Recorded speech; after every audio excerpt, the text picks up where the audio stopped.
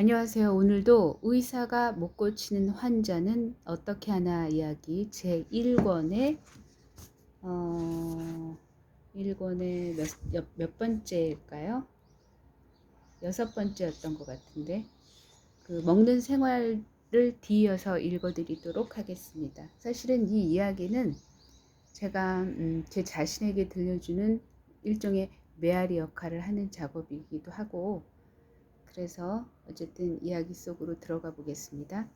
예를 하나 들어보자. 사탕수수는 1차 식품이고, 흑설탕은 2차 식품이고, 백설탕은 3차 식품이다. 설탕 100g은 398 칼로리의 열량을 낸다. 그런데 열을 낼 때는 발열제인 비타민 B1과 칼슘이 필요하다. 이 영양소가 백설탕에는 없다. 그러므로 백설탕을 먹으면 심장, 신장, 간, 신경조직 등에 축적되어 있던 비타민 B1을 빼앗아가고 치아나 골격을 형성하고 있는 칼슘을 빼앗아간다. 인체가 가지고 있는 칼슘 가운데 99%가 뼈를 형성하는 데 이용되고 있다. 뺏기는 기관이 약해질 것은 당연하다. 흰 설탕이나 그것으로 만든 식품, 과자, 빵, 청량음료, 인스턴트 식품 등을 자주 먹는 가정의 아이들이 충치가 생기고 뼈가 약해져 골절상을 입으며 병치레를 자주 하는 현상은 이로 인한 것이다. 사실은 제가 어제도 말씀드렸지만 그 풍요 속의 빈곤이죠. 쉽게 얻을 수 있는 것은 사실은 그만큼 우리 몸속에 해악을 일으키는 요소들이 무궁무진하거든요. 그래서 사실은 냉동식품, 뭐 튀김류, 그 시중에서 쓰는 기름을 고급진 기름을 쓸 리는 만무하거든요. 그래서 사실은 진짜 풍요 속의 빈곤이어서 이 주변에 널린 음식들을 안 먹는 것만으로도 제가 볼 때는 충분히 건강을 유지하는데 별 어려움이 없을 거라 믿어 의심치 않거든요.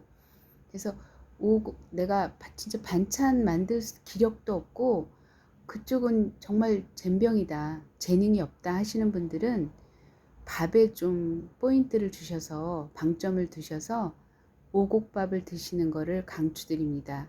이 앞전에 말씀드렸던 현미의 그 위대한 그 힘, 에너지 이런 것들은 정말 말로 형용할 수 없을 정도로 무궁무진하기 때문에 현미 잡곡만 드셔도 사실은 모든 영양을 다 섭취했다고도 과언이 아닐 만큼 너무나 훌륭한 음식이기 때문에 완전 식품에 가깝거든요. 달걀 이상으로 너무나 훌륭한 식품이기 때문에 오곡 영양 잡곡밥을 추천드립니다. 가공식품은 장기 보존용으로 오랜 기간 유통시키기 위해 제조 과정에서 대부분의 미량 영양소와 식물성 섬유질을 일부러 파괴시킨다. 인간에게 반드시 필요한 이들 영양소가 벌레나 곰팡이, 습기나 산소에도 필요한 것이어서 이를 제거하지 않으면 부패나 곰팡이 등의 원인이 되기 때문이다. 그뿐 아니다. 3차 식품의 전형인 인스턴트 식품은 장기 보존에서 오는 부패, 변질 등을 막기 위해서 방부제, 살균제, 산화방지제 등을 쓰고 맛을 내기 위해서 인공 조미료를 다량 쓰게 되는 것이 어쩔 수 없는 일이다.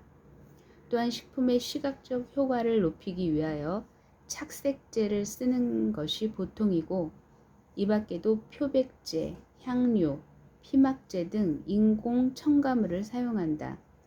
이 모두가 화학적으로 제조되어 인체에 유해한 것들이다. 이렇게 얘기가 나왔고요. 마쿠우치 히데오라고 하는 일본 분이 초란 밥상이라는 책을 쓰신 것 같아요. 그 속에서 발췌를 하셔서 글을 써주셨고요. 사실 우리 한의사분 젊은 분이 마이너스 건강법이라는 책도 쓰셨어요. 그분은 이제 한의사신데 젊은 시절에 혼자 살면 귀찮잖아요. 일하고 나서 막 뭐 지친 몸을 이끌고 집에 들어가면 사실 자신을 위한 밥상을 차리는 게 쉽지는 않잖아요. 그래서 귀찮으니까 그분은 주변에 있는 뭐 빵, 뭐 음료, 이렇게 또 우유 이런 걸 위주로 과자, 스낵 이런 것들을 먹다 보니까 어느 순간에 몸이 이제 망가지는 거예요. 그것을 감지했던 양반이 어떻게 하면 내 몸을 되살릴 수 있을까 해서 자기 몸을 역학조사한 거죠. 자기의 삶을, 일상을, 식습관을.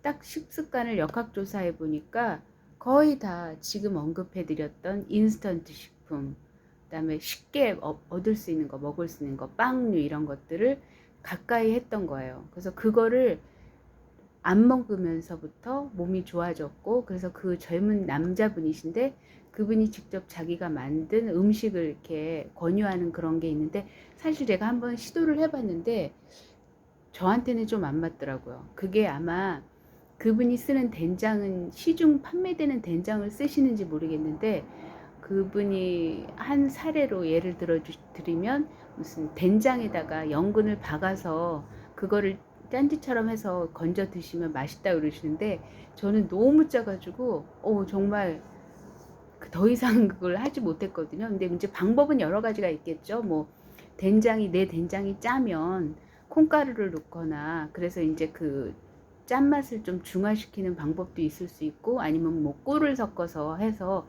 그걸 버무려 가지고 그걸로 이제 연근을 박아서 드시는 것도 지금 생각해 보니까 나쁘진 않을 것 같아요. 왜냐하면 연근은 기혈 순환에 굉장한 도움을 주거든요. 그래서 그렇습니다. 그래서 여기까지 읽어드렸고, 다음 장 읽어드리도록 할게요. 우리 민족 식생활의 또 하나의 특징은 소금을 많이 먹되 볶은 소금 또는 죽염을 먹거나 발효법을 통하여 음식을 효율적으로 저장하는 동시에 소금의 독을 중화시켜 먹는 법을 터득하였던 것이다. 뭐 가장 대표적인 예가 된장, 간장이겠죠. 된장, 간장, 고추장 이런 거. 왜 소금을 많이 먹어야 하는지는 앞에서 죽염을 통하여 살펴본 바이다. 소금의 반대가 설탕이다. 소금을 많이 먹어야 한다면 설탕은 많이 먹어서는 안 된다는 것이 자명하다. 소금과 설탕은 정반대의 작용을 한다. 소금은 몸을 따뜻하게 하고 설탕은 차갑게 한다. 우리 몸은 서양 사람과 달리 따뜻해야 병이 생기지 않는다. 몸이 차면 만병이 생긴다. 설탕은 몸 전체를 음성으로 이완시켜버린다. 과잉 섭취하면 치아를 상하게 하고 눈을 근시로 만들며 코에 축농증을 일으키는가 하면 신체 내의 칼슘을 밖으로 빠져나가게 하고 근육과 장기, 뼈까지 약화시켜 버린다. 왜 그런가? 설탕의 원료인 사탕수수는 한여름 찌는 듯한 더위에 강렬한 태양열 아래서 싱싱하게 자라난다. 염천에 오히려 잘 자랄 수 있는 것은 사탕수수의 생리작용이 냉장고와 같은 차가운 극음 상태를 유지하고 있기 때문이다. 이런 점에서는 다른 열대 식물인 바나나, 파인애플, 코코넛, 야자, 커피 등의 열매 또한 같다.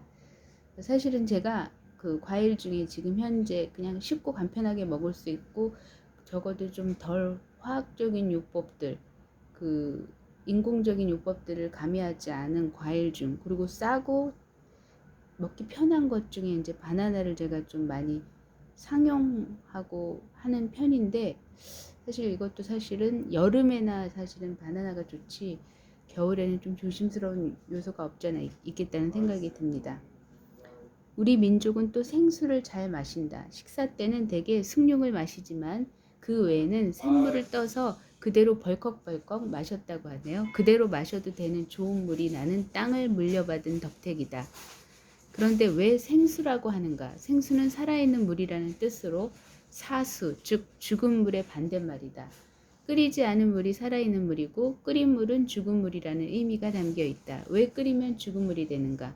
자연 상태의 물에는 산소와 미네랄이 들어있고 무엇보다도 분석할 수 없는 생명의 기운이 들어있다. 끓이면 이것이 거의 없어진다. 우선 당장 금붕어나 화초에 끓인 물을 식혀서 계속 줘보라. 당장 죽고 말 것이다. 만물의 근원은 물이라는 말이 있고 물은 모든 생명의 근원이라는 말도 있다. 물이 없으면 어떤 생명도 존재하지 못한다. 그래서 지구는 그 표면의 70%를 물로 채워서 수많은 생명을 기르고 있고 사람의 몸도 70%가 물로 구성되어 있는 것이다. 더구나 상선약수라고 하여 정신의 덕목까지도 물을 닮으라고 하지 않는가. 이는 자연 상태의 물이 그 자체로서 최고의 생명체임을 증명하는 것이다. 물리적으로 보면 자연의 물에는 산소와 미네랄이 들어있어 맑은 생수가 장내에 들어갔을 때는 각종 소화효소제를 증식시키고 장 속에 있는 각종 호기성 유익균, 산소를 좋아하는 균으로 산소를 싫어하는 균보다 장 속에 9배나 더 많이 살고 있다고 하는데요. 이런 것 유익균을 도우면서 장의 독소를 제거해준다. 장내 수분을 공급하여 장을 유연하게 하므로 변비도 없애준다. 서양 문명이 들어오면서 물을 반드시 끓여서 마시도록 교육하게 되었다. 이는 세계적으로 땅에서 나는 물을 바로 먹어도 되는 나라가 많지 않아서 대부분의 나라, 특히 서구 제국은 물을 끓여서 먹는 풍습을 가진 탓이 제1의 이유일 것이고, 한편 근세에 와서 세균학이 서구에서 발달하면서 그들에게는 질병의 원인을 세균 탓으로 보는 관점이 우세하였던 탓이 제2의 이유일 것이다. 그러나 우리는 그냥 마셔도 되는 물이 어디서나 지천으로 흐르고 맑고 고른 기운이 충만한 천혜의 국토를 하늘로부터 선물 받아서 웬만한 세균이 들어와도 이겨낼 수 있는 자연 치유력을 몸에 지니고 있었기 때문에 그네들처럼 물을 끓여 먹을 필요가 없었다. 우리의 전통관념은 세균을 미생물에 지나지 않으며 태양열이나 높은 체온 또는 소금기에는 견디지 못하고 죽어버리는 약하디 약한 존재라고 생각해왔다. 그 약한 존재에게 인간이 침범당해 병들거나 죽고 마는 것은 그 사람이 곧 스스로 세균이 살기 좋은 체내 환경을 만들었기 때문이다. 인간이 자연의 원리에 따른 정상적인 생활을 할 경우 세균은 인간의 적도 아니요 무엇도 아니어서 나쁘다 할 것이 없으며 오히려 인간이 편이 되어주는 경우까지 있는 법이다. 인간의 장에는 약 100종류, 100조가 넘는 세균이 살고 있다고 한다. 그런데도 서양인들의 물리적인 힘에 눌려 그들의 교육이 전적으로 옳고 우리의 풍습은 미개하고 야만적인 것으로 치부되는 바람에 물은 당연히 끓여 먹어야 되는 것으로 인식하게 되었던 것이다. 그래도 미심쩍어 하는 분이 있다면 물을 가장 소중히 여겼던 허준 선생이 동의보감에서 하신 말씀을 전한다. 물을 마시고 병을 고치고자 할 때는 새로 기른 맑은 샘물이어야 한다. 더럽고 탁하고 따뜻한 것은 쓰지 않는다. 이와 같지 않으면 효과가 없으니 이것에 신중을 기하여야 한다. 물이 생명을 만들고 기르는 가장 우뜸의 원소인데 그것을 죽여서 마시다니 될 말인가.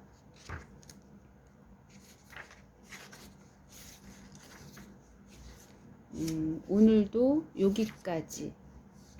지금 사실은 우리 현대인들이 거의 하지 말라는 거 거의 다 생활하면서 먹고 마시고 있거든요. 저조차도 물을 끓여 마시고 있거든요. 그 수돗물을 생수라고 할 수 있을지는 모르겠습니다. 왜냐면은 아시다시피 그 소독을 하기 때문에 불소를 넣는다는 얘기도 제가 들은 걸로 알고 있거든요. 그래서 어쨌든 간에 그래서 저는 어쨌든 끓이든 물이든 무슨 물이든 간에 물에게 항상 감사를 표현을 하죠. 사랑합니다. 고맙습니다. 이렇게. 그러면 육각수가 된다는 얘기도 있으니까요. 어쨌든 우리는 이제 희망을 찾아 희박한 희망이라도 그 희망에 꿈을 담아서 하루하루 행복하게 사시는 그런 삶이 되셨으면 좋겠습니다. 감사합니다.